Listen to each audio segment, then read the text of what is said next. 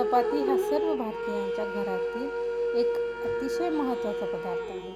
दुपारचे जेवण असो की रात्रीचे जेवण, बरेच लोक आवडीने चपात्या खातात. मस्त गोल चपात्या करणं ही सुद्धा एक कला आहे. काही जणांच्या हातच्या चपात्या खूपच सॉफ्ट असतात, तर काही जणांच्या एकदम कडक. प्रत्येकाच्या हातच्या चपात्या या चवीला आणि टेक्स्चरला वेगवेगळ्या असतात.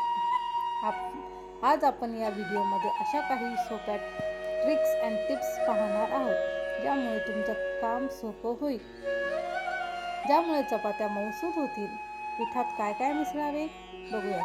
हा सगळ्यात कॉमन प्रश्न आहे की चपाती करण्यासाठी कणकेत काय मिसळावे. चपातीच्या पिठामध्ये थोडं मीठ मिसळायला हवं, ज्यामुळे चपातीची चव दुपटीने वाढते. नंतर साध्या पाण्यात पीठ मळून घ्या. पीठ जास्त घट्ट नसेल किंवा जास्त सैल नसेल याची काळजी घ्या.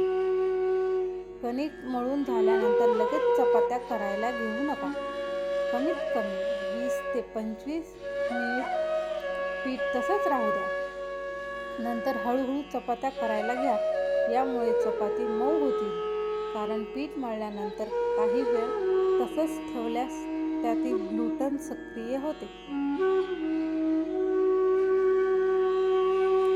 चपाती करताना पोळपाट आणि लाटण्याला चिटकू नये म्हणून थोडं सुकं पीठ लावलं जातं. पण तुम्हाला मऊ चपात्या हव्या असतील तर सुकं पीठ वापरण्याऐवजी तुम्ही तुपाचे काही थेंब लाटण्याला लावू शकता. नंतर चपाती लाटा. ही सिक्रेट टिप वापरल्याने चपाती एकदम मऊसूत होईल. चपाती थेट आचेवर शेकू नका. चपाती तव्यावर शेकल्यानंतर थेट आचेवर शेकली जाते, ज्यामुळे चपाती कडक होते तर काही जास्त शिजते. म्हणून चपाती नेहमी तव्यावर शेका. चपाती दोन्ही बाजूनी शेकून घ्या. नंतर कापडाच्या मदतीने हलकं दाबून व्यवस्थित शेका, ज्यामुळे चपाती मऊ, फुललेल्या आणि सॉफ्ट होतात. तुम्ही या चपात्यांवर तूप सुद्धा लावू शकता.